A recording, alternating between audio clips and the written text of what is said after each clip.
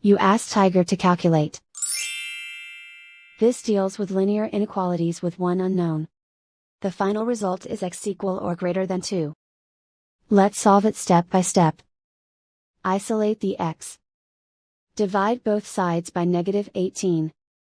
Whenever you multiply or divide by a negative, reverse the inequality sign.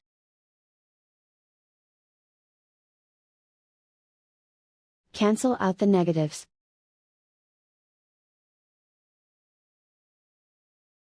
Simplify the fraction.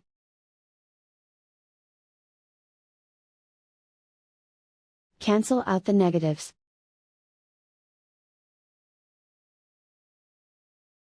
Find the greatest common factor of the numerator and denominator.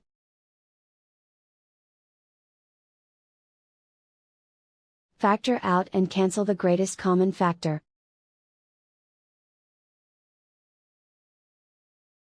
Plot the solution on a coordinate grid. And so the final result is x equal or greater than 2.